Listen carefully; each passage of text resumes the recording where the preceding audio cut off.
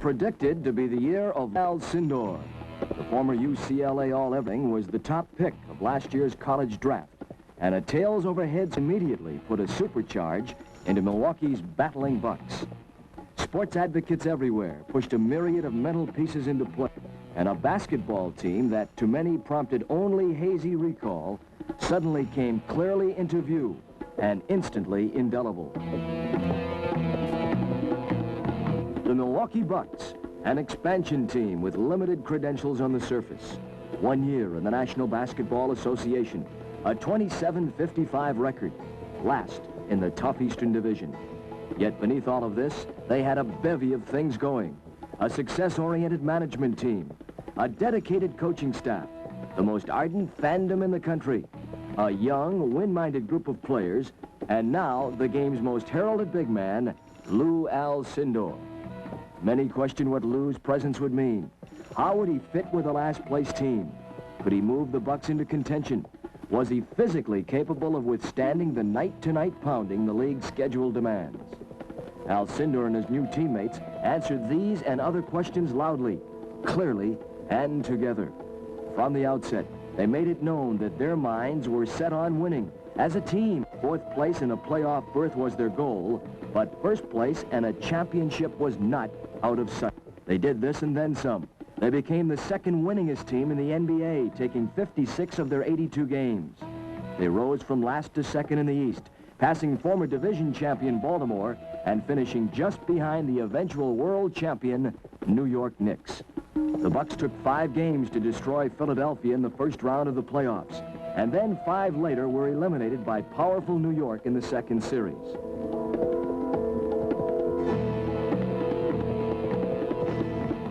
The progress had been unbelievable. No one could expect any more.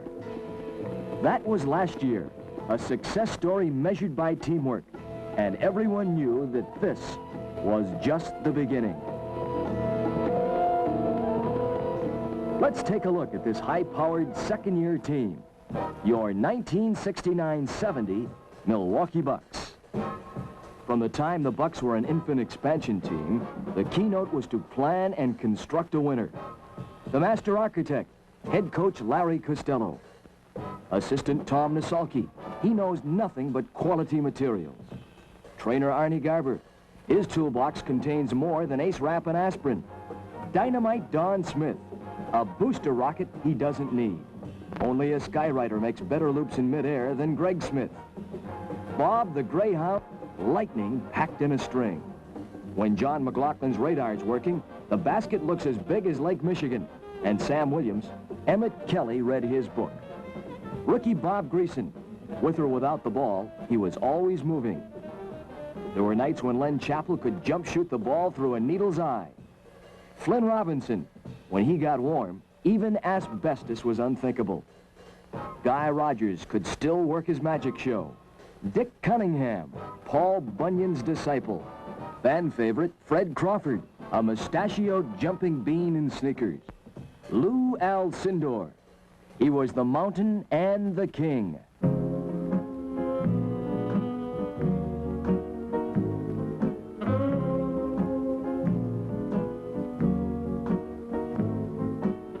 Lou is an artist who knows only winning.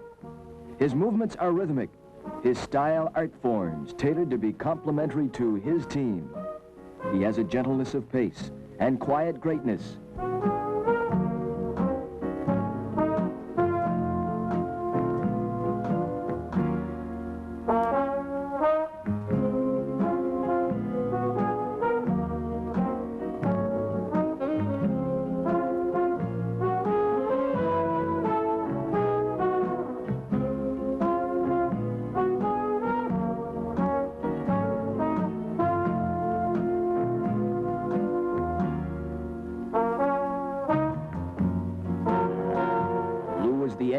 Rookie of the Year, a leading vote-getter in the MVP balloting, the league's second-best scorer and the third-best rebounder, an all-star and an all-league year-end selection. Lou led all NBA centers in assists, and only one other man logged more minutes played. In the playoffs, he had no peers, averaging 35-plus points per game and 17 rebounds each time out.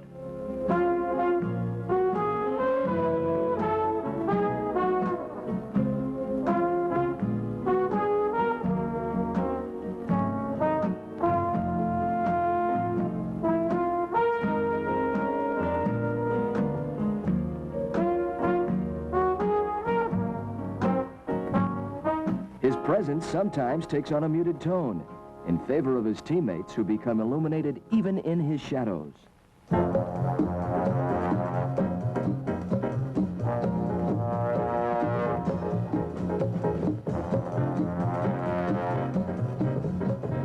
Teamwork was the turning point in the Bucks season. Defense became a big part of their offense, and one of the reasons why the team never lost more than 2 games in succession. From December 12th, the Bucks were the toughest team in the NBA, winning 16 of their next 18 games and finishing 40-13 from that date.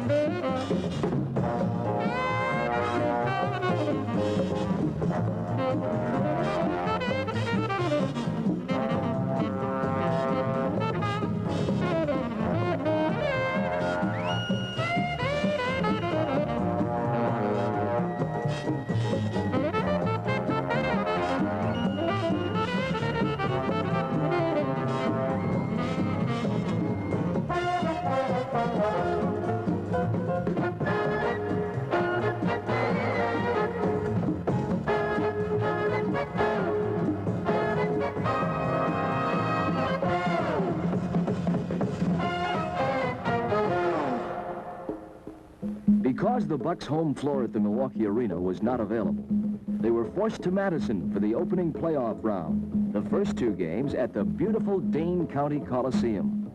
These great fans provided as much home court advantage as possible, but it still couldn't be the same. The Philadelphia 76ers were a sage physical team with exceptional talent in all-pro forward Billy Cunningham. Luke Jackson would team with Darryl the Axe Imhoff to handle Lou, while perennial NBA great Hal Greer would backline with Archie Clark and Wally Jones. Coach Larry Costello, a former 76er himself, drilled his players thoroughly. They were ready. From the moment the ball went in the air, the Bucks appeared strong, and as many had suggested, Lou Alcindor showed his greatness when the Thoroughbreds went to the post. He scored 36 points and had 20 rebounds to lead the Bucks to a 125-118 win. Game 2 wasn't quite the same way, despite Alcindor's 33 and Dandridge's 22. Billy Cunningham had 37, and Philadelphia wins it 112-105. The series now moves east, tied at 1 each. The third game saw the Bucks set several playoff records as they rang the bell for 156 points, while the 76ers' late rally for respect stopped at 120. A big factor was limiting Billy Cunningham to 10 points. With the Bucks holding a 2-1 game edge, Game 4 was top priority for the 76ers. But Lou had his 3rd straight 33-point night, and teammate Greg Smith punched in with 25 marks and 19 sweeps. The final, Milwaukee 118, Philadelphia 111. Game 5 and a chance to end it came next, and back to Madison. Bucks fans sensed the kill as 12,868 swarmed to yet another playoff site, the UW Fieldhouse. As the game got underway, this great cheering crowd shook the rust loose from the old building's ancient beams.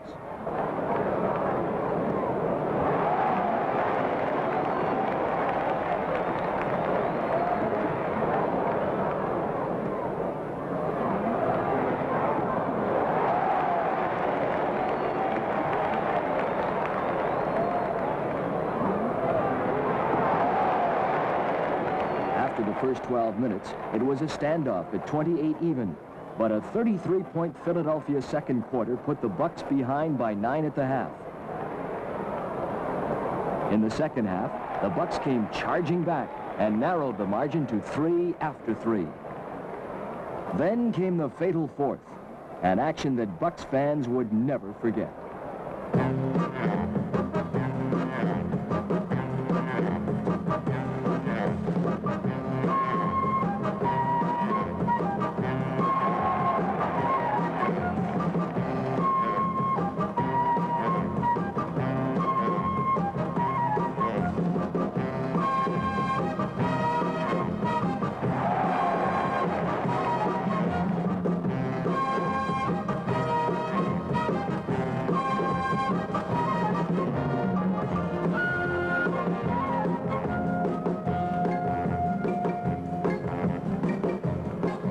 Both clubs traded baskets in the early going. The Bucks drew even, and then John McLaughlin came through.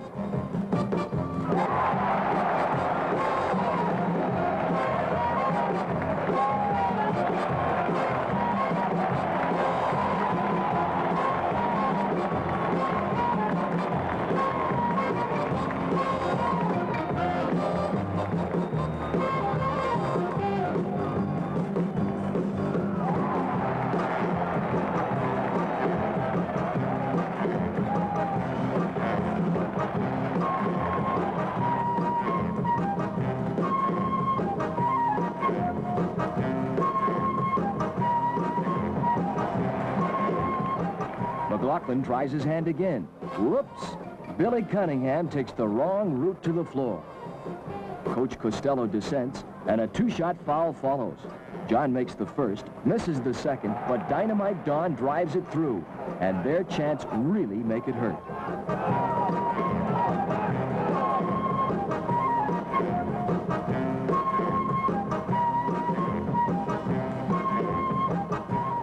On top of 25 rebounds, Lou puts away the final of his 46 points.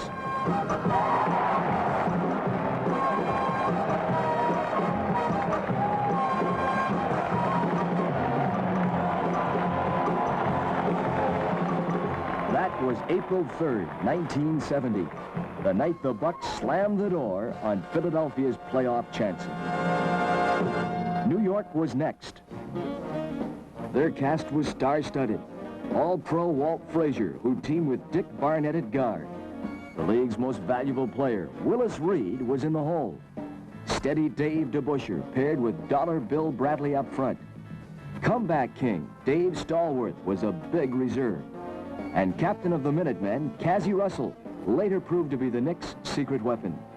These faces and more got by Baltimore in the first round, taking 7 games to do it. But they were definitely the class of the league. The first 2 games were played in New York, and Game 3 was this Milwaukee scene. The Bucks were still looking for a victory.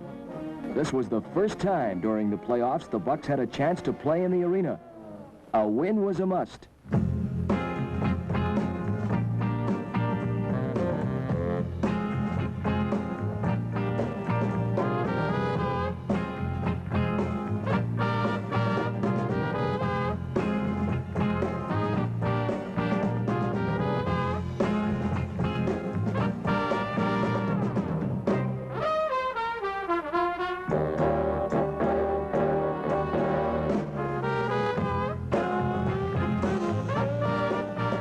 With little time remaining, the Bucks led by 11 and held on to win 101-96. This was to be their one mark of glory in the series. Alcindor and Dandridge led the scoring. Lou also had a career high of 31 rebounds. He swept the house clean. Game number 4 was next. If the Bucks could win this one, everything would be even at 2-2 before both teams returned to New York.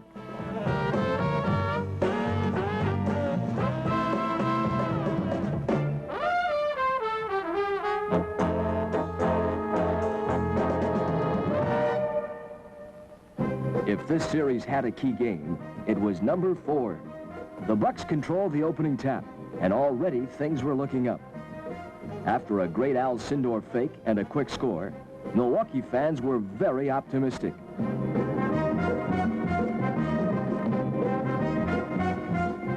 But then New York's DeBusschere and Reed combined on this spectacular.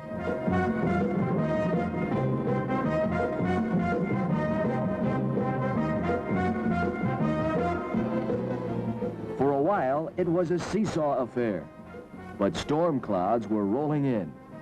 The Bucks didn't know it then, but they would witness some of the most devastating team play of the playoffs. New York built an almost insurmountable lead. Up by 6 at the quarter, the Knicks added 14 to their cushion in the next period, and at the half led by 20. After the intermission, the Bucks tightened their defense and made a great surge, and at the end of 3 quarters narrowed the lead to 3 points. Things were looking brighter, and the Bucks had 12 minutes to overcome this margin. Then, New York took the handcuffs off their secret weapon, referred to earlier. Cassie Russell, whose effectiveness to date had not gone completely unnoticed, played like he was trying to avoid a squad cut. Casual Cassie put on an unbelievable show of shooting, and New York once again took a commanding lead that would eventually bring them this game and would spell the end for the Bucks.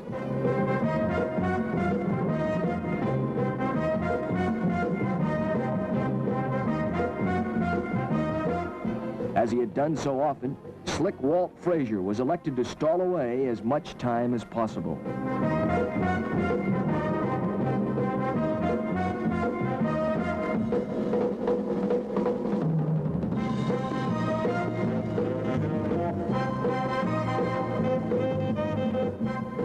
Despite the fact they still had one chance to return east the following night, the young Bucks had run out of gas, and for all purposes, their playoff hopes ended with Game 4. The final on this one was 117-105. The 5th game in New York was strictly for the records.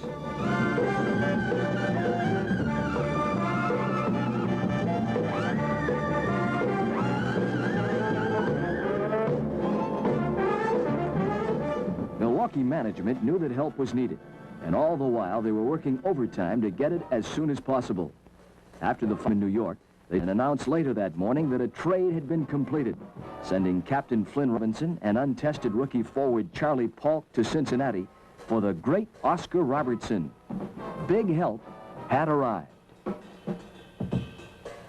Oscar immediately became a member of the family and joined his teammates and coaches in participating in a summer program which involves all of the Bucks, the Milwaukee Bucks basketball camps.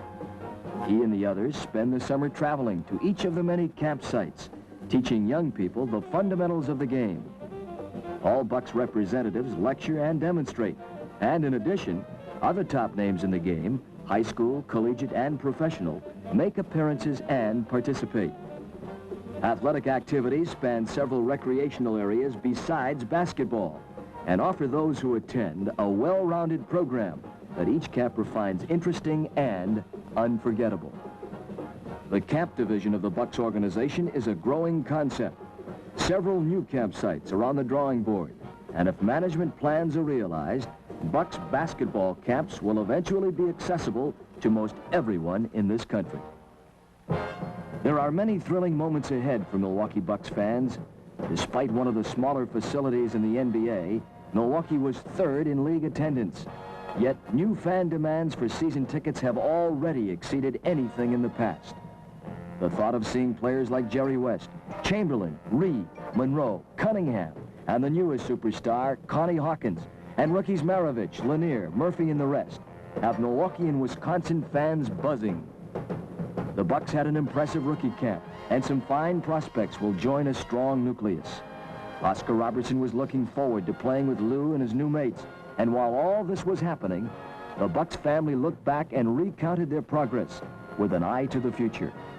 Lou Alcindor had been everything that was expected, and his teammates had done more than anyone had anticipated.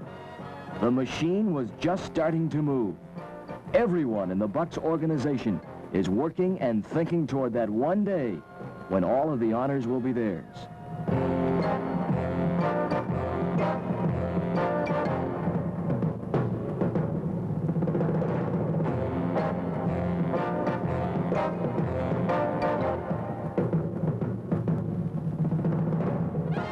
The big green line is building toward a championship in the National Basketball Association.